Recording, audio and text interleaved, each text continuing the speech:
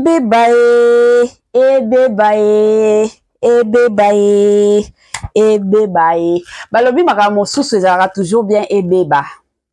Makambo mosusu ka soki ezoyinda botika yango eyinda. Makambo mosusu soki ezokende mabe ekende nango mabe kaka ndenge ezokende bandeko na ngai. Biso lelo awa mulunge ke zongi, lelo oyo climat eza mwa bien. Lelo oyo moyen to lobat lisusu te kena tozo yoka malili lelo ezate mwa climat ya bien mwa moi ezali bandeko nanga de l'autre côté pe ba dossier Congo na biso nzambe Congo na biso tozanga kana biso matière te Congo na biso to lala to la muki na ba matière soki eza matière à politique te eza bato maboke soki eza bato maboke te eza ba musicien donc Congo na biso matière matakita. Bon pesaka biso ba matière na niveau moko mosusu eza ka makasi ya wa sala émission. Soki makasi eza te, to lala neti téléphone nga oyo si etondi na ba matière. Eza ya kotonda penza na ba matière mosusu na zomitu na nzambe na nga lelo ona osala matière nini na kokota na nini na komata na nini na kokita na nini. La famille, grande ma joie de vous retrouver encore cette soirée, surtout sur notre chaîne Étoiline Inès TV. Salut, salut chers Bouchou, salut chers abonnés, salut chers connaissances, salut surtout les amis de Étoiline Inès TV. J'espère que vous allez bien. Quant à moi, je suis bien, super bien par la grâce de Dieu. Chers Bouchou, chers abonnés et chers connaissances, yalelo toye lisusu bandeko nanga kandenge toye bisaka bino soki matière ezali tokoya kobetela ngo CT soki matière ezali te moyen akoya kobetela ngo CT ezate pe ekotikala kozala te. Lelo oyo toye lisusu na affaire Koffi Olomide toye na affaire Alia, toye na affaire Cindy Leker, toye na affaire Didi Stone. Bande konanga kande na yebisaka bino soki ya koloba ezali, ata soki nazalaki na kati ya pongi ya ndenge nini, na koya na lombangu, eza bongo. Soki pe ya koloba ezate, na opréféré nanga na ba moyoyo, na kende nanga ta beach, na kendo sakana na bana, na ndenge moko ya bien. Bande konanga evana ya kokota na mozindo ya masolo avant to beta o nyonso tokolinga to beta lelo ekozala malamu na ya nanu ko sensibiliser bande kona biso nyonso ya sika. En tout cas, si c'est la toute première fois ya kokota penza na chaîne na biso, chaîne moko kitoko, chaîne ya ba analyse somme, chaîne moko ya ba information pas possible. Je vous prierai surtout de vous abonner massivement. Abonnez-vous. Cliquez aussi sur la cloche de notification pour surtout recevoir les nouveautés de notre chaîne. Aimez la vidéo, la famille, commentez et partagez. Et ko sala biso oyo penza tolobaka na biso chaque jour, chaque minute et pourquoi pas chaque seconde.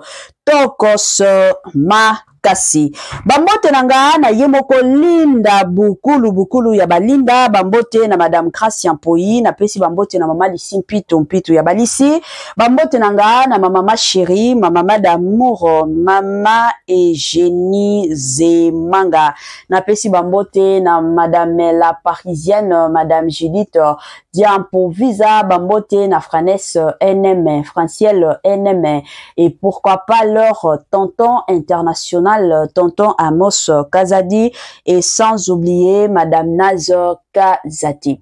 Voilà la famille nazotie la bino na sport moko to landa sport wana na bukebi penza nyonso et après nazozonga sima po nakoya ko continuer analyse na biso. Année ya sika, solo ya sika, agrandissement des troisième jambe, qui mobile salakate, pe ezamukie, mama azo sepelate na mbetu, na gavke, la muki, feti zongi, ba mama on a ba problème ya mabota, myome, fibro, trompe, kiss, règle abondante, ménopause, attaque, komina, 65 ans, mama, okobota mwana, yoka bien, dépression, maladie mentale, autisme, ata mwana alobaka te mokulu makasi tope alalaka te tozali na solution solution na Gavker. Bona loposo totikali simate bergete babengi nduta bouton tache 5 jours ya bamba hoteli lokola lilala uniforme tozali na gamme complète ya kopakola ya injection ya comprimé ya suppositoire esengo ezali mama olingi ovimbisa tolo pesima sans opération benga biso na lombango papa mama yo oyo otungisama mingi na maladie ya hémorroïde interne topé externe yoka na 2 jours ya bamba omoni changement ya solo ebongo bona bokono ya diabète AVC tension topé obésité Gavker Golo solution perte de poids naturellement au kokota salle de sport teo na kisi ya comprimé pe injection na Gavker ozongi mobimba ba produit na biso ezali 100% naturel et salemi na ba plan na industrie ya Allemagne pe Angleterre na Gavker oko sepela. La santé n'a pas de prix, la famille, quand on a sarabino, batte la santé na yo, soki oko batte la santé na yo te, mutu moko te, akotikala, ko batte la santé na yo te, en tant que mutu, soki na nzoto na yo, ozomi yo kabien te, malamu et encore malamu mingi, benga Gavker na lombangu aya kosunga yo na ndenge pe na système moko ya kitoko. Good news, bonne nouvelle, sango ya malamu bande konanga po na Gavker, ba solution ya makasi eye, ba solution ya kitoko eye, ba solution ya gu eye bande konanga, surtout po na makambo oyo etali makambo ya mabota, ozonyo kwa makasi na oyo etali makambo ya mabota, benga Gavker, ba solution eza nango ebele, lelo oyo ba solution ya ba femme porteuse ezali ba solution ya kosala keno balongola maki na kote ya papa bati yango na kote ya mama ezali bande konanga pour que batu nyonso bazala na bana ezala te keno couple wana bazala kana bana te batikala kobota te. Gavker aye penza na ba solution ya kitoko pe na ba solution ya malamu. Voilà, ba joyeux anniversaire na bande kona biso nyonso o ba o célébrer ba anniversaire na bango mukolo ya lelo na yebike boza ebele oyo lelo oyo bozo célébrer ba anniversaire na bino kane na yebisaka bino ko célébrer anniversaire ezalaka nango lipamboli ebele baza ya kokufa ebele baza na biso te ebele mais de ton côté soki nzambe azoba pambola nzambe azobomba yo ti mukolo ya lelo ozali ozo célébrer anniversaire na yo yango bande konanga Étoile Nines TV na équipe mobimba toye penza ko souhaiter ba joyeux anniversaire na bande kona biso nyonso oyo bazo célébrer ba anniversaire na bango mukolo ya lelo. Nos sincères condoléances na bande kona biso nyonso o bazana matanga kande na lobaka toujours et encore tango matanga yaka eyebisaka nango mutu te keno lelo nazoya lobi kuna nazokende te matanga yaka na cadre nango na système nango ya kibo matanga yango Étoile Nines TV toujours et encore na équipe mobimba na yepenza ko présenter ba sincères condoléances na bande kona biso nyonso oyo bazolela bande konanga chaîne ya Étoile Nines TV ezalaka chaîne moko commercial ozalaka na besoin ya business na yo ele kaka chez Mama Étoile ozalaka na besoin ozala na clientèle à malonga en tout cas ko hésiter te pona ko benga biso numéro na biso yango oyo eza simananga boki ko benga biso to ko kota en contact na bino kaka ndenge ezalaka voilà toye bande konanga lelo na ba dossier toye na ba matière toza kaka na dossier ya Koffi Olomide, toza kaka na matière ya Koffi Olomide, toza kaka na ba situation ya Koffi Olomide bande konanga, ba matière ezali. Toza na matière pe ya Fally Ipupa na ko développer yango lobby. Lelo mwata ezate, lobby na koyela bino Fally Ipupa. Lelo awa toza nanu na Koffi Olomide la famille. Toza na matière ya Koffi Olomide. Sans plus tarder, eza na message ya Mzee Kindugu na yebite neni babenga kaya bo comprendre nga nazaka mutu penza ya ba musique ya mokili te naza mwana nzambe ye pe ye na message na ye concernant Mama Si ekozala malamu na tiela bino boyoka na bukebi nyonso voilà.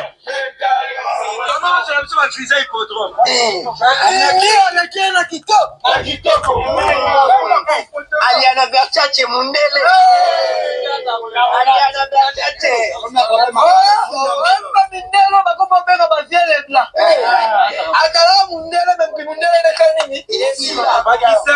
problème à âge. Pakistanais. La minute je dis Missouni. Ngebu. Barato.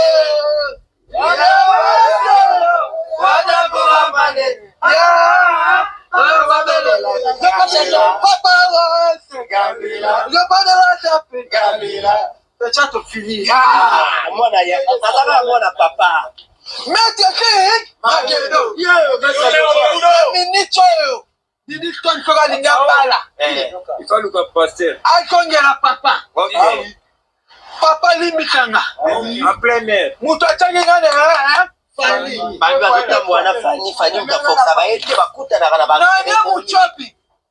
nana muchopi nana mayonnaise oduga nana oya fani asirika bina boy na ngota bwana mobali nanga nana ketchup voilà akali suwa mayonnaise matende odi dia komika na fani partout ils sont ensemble fani fetanga adwane batita comme banga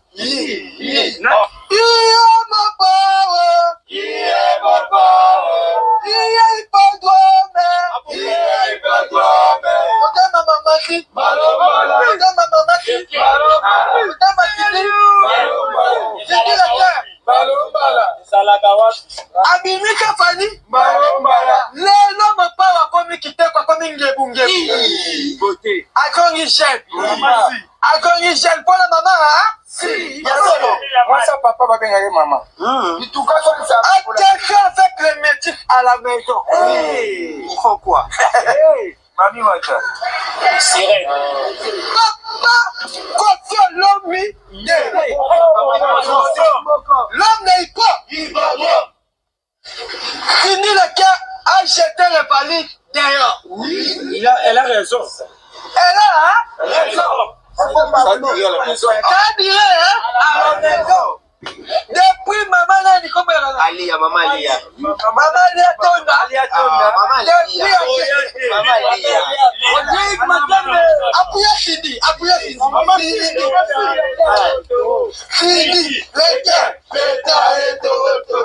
Sidi le cœur Comment j'aime ça ma fille hippodrome. Sidi le cœur na kitoko Alia na verchache mundele Alia na verchache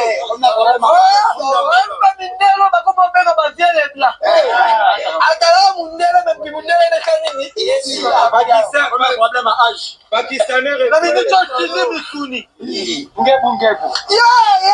barato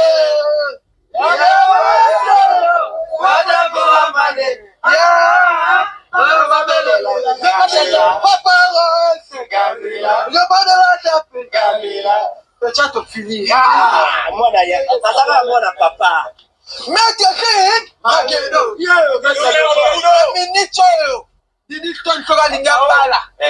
Il faut le pasteur. akongela papa papa limitanga En plein air. mutu acangingane bazota mwana fani mtafoka baete bakuta na kana nana muchopi Nana mayonnaise. oduga oya fani asirika bina boy na ngota bwana mobali nanga nana ketchup voilà akali suwa matende odi dia komika na fani partout ils sont ensemble fani fetanga adwane batita comme banga nguma petit nanga. Voilà, de retour la famille nabandi ebele abatu touti koyoka mzee Kindugu. Na ebite so na prononcer Kindugu wana bien to na lobi yango bien te. Pino mo boyebi ba kombo eza te ke non aza censé obliger koyeba ba kombo nyonso te. Eza bongo te la famille. Voilà. Touti koyoka ye nega azokumisa Cindy le cœur, azokumisa ba concert oyo Fally Ipupa et Koffi Olomide plutôt à Kobeta les 13 juillet si je ne me trompe pas bazokumisa déjà kanenge zalaka moi publicité en même temps na ndenge moko ya somo bande konanga to mekana ko sala analyse to kota na analyse ya makambo yo premièrement nazo banda na Koffi Olomide parce que lelo oyo soki kombo ya Olomide ekomi kofingama makasi sur les réseaux sociaux eza pona Koffi Olomide. Koffi Olomide ye moko azofingisa kombo na ye na cadre nini. Koffi Olomide aza mutu liboso te na se ya moi pona ko divorcer. Ebele ya bato ba divorça basi. Ebele tokende nanu mosika te tozala kaka pembeni na ye. Biso nyonso toyebi JB Mpiana divorça Amida Shatir. Na kutu divorce na bango eza kutu ata divorce akoloba keno Amida Shatir avanda batikala kobala ye te. Amida Shatir ba divorça na JB Mpiana atie kokota na ndako libala ya Didi Kinwani. Aye kokota na ndako ya Didi Kinwani baboti kuna kutu aumela na ye te. Atie kokota na ndako ya nani ya Vital Kamerhe. Déjà Amida Shatir lelo oya si akota na 2 mabala. Après kaka divorce ya ye na JB Mpiana. Mais totikala ata jour moko te komona JB Mpiana aya sur les réseaux sociaux batu na ye makambo ya Amida Shatir ye JB Mpiana akoma koloba mabe pona Amida Shatir. Totikala komona ngote. Mais pourquoi seulement Koffi Olomide? Ata soki bokabwana na mwasi ya ndenge nini. Mais en tant que mobali, mwasi wana bobota na ye bana. Mwasi wana akumbela yo zemi. La famille, ngana sina kumba ba zemi. Na yebi, zemi ndenge zalaka. Mwana batu azo riske vi na ye. Pona kobote la yo mwana. Lelo oyo ye kosala keno yo na ye bozo yo kana lisusu te. Yo na ye bo décider ko divorcer. Mais zala mobali. Mobali aza mutu oyo protejaka mwasi. Azalaka mwasi oyo bobalane na ye te. Azala te ke mwasi keno boza kaka na ye na ndako libala ndoko protéger te. Mwasi nyonso oyo yebi libanda. Mwasi oyo yebi sango. Mwasi nyonso a quartier. Omoni ba osala ye mabe yo en tant que mobali. Telema défendre mwasi wana. Ezalaka bongo. Mais ezo sala pasi pe mawako ya komona Koffi Olomide lelo azo ya ko humilier Alia na ba réseaux sociaux na ba public ozo ya ko humilier ex mwasi na yo. Mais Koffi Olomide zala mobali s'il te plaît. Oza censé et obligé à protéger cette femme. Azalaki mwasi na yo. Abota na yo bana misatu. Mwana moko kutu te bana misatu. Ataka ndenge oza lelo oyo na sindi le cœur. Soki simbi te. Bokomi na niveau que non il faut bokabwana. Ta soki bobota na sindi le cœur te. Oza censé et obligé à protéger sindi le cœur.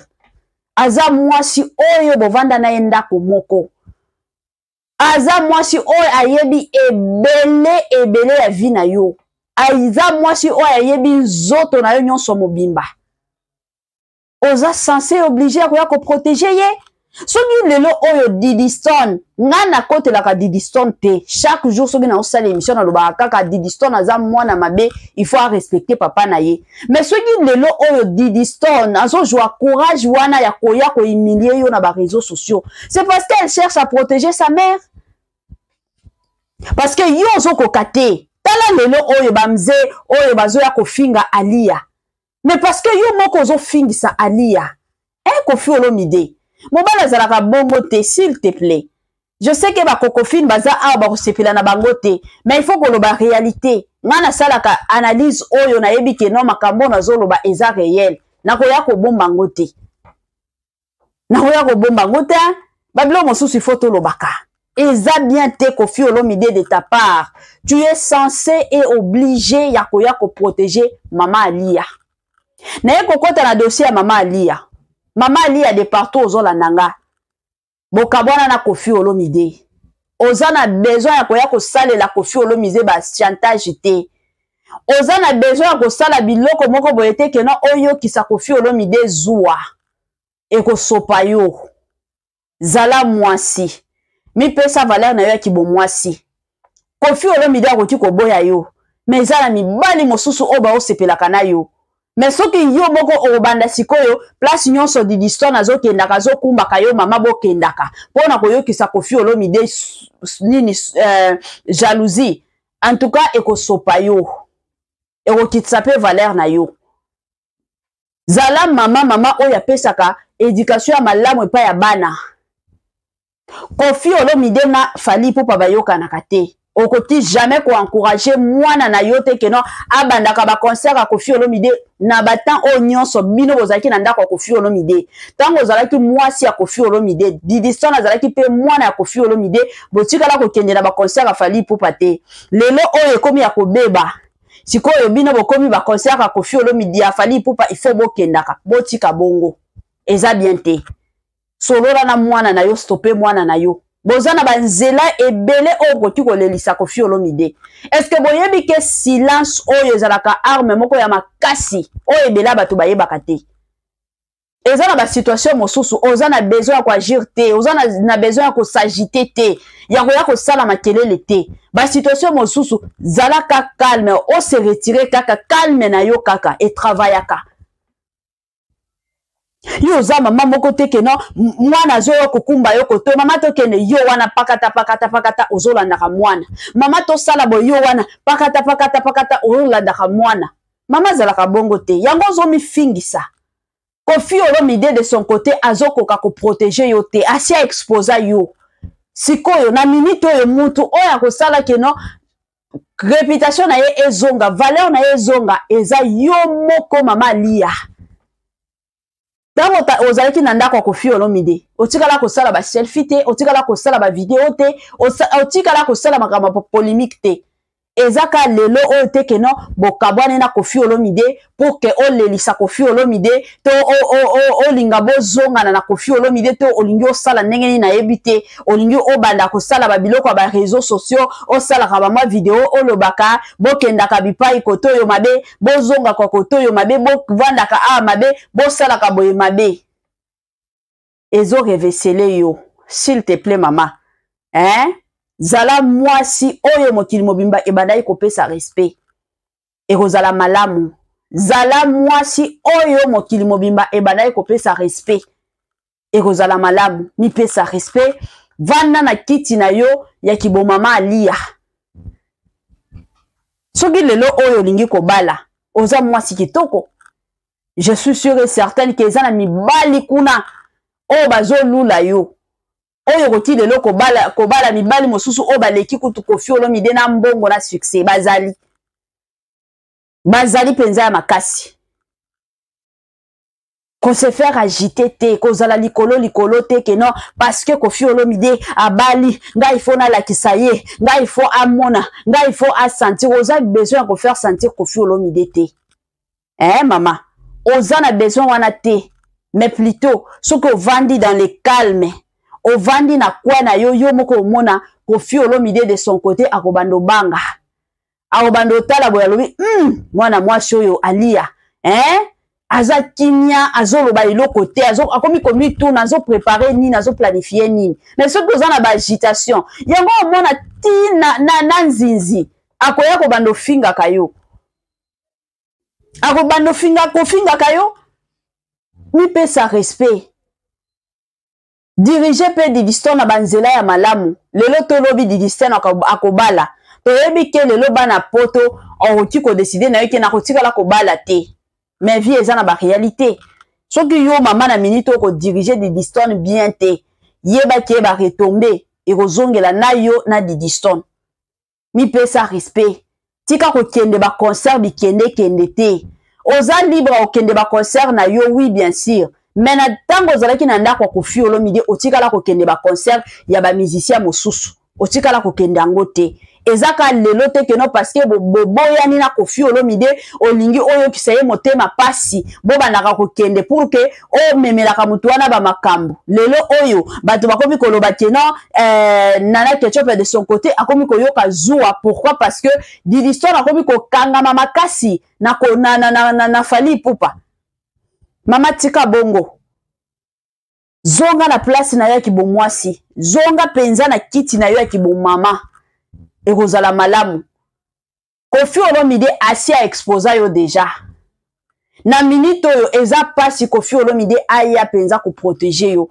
à moins que soki Koffi Olomide un jour akoki ko sala émission kana na koloba keno ali atikali ka mama ya bana nanga botika kofinga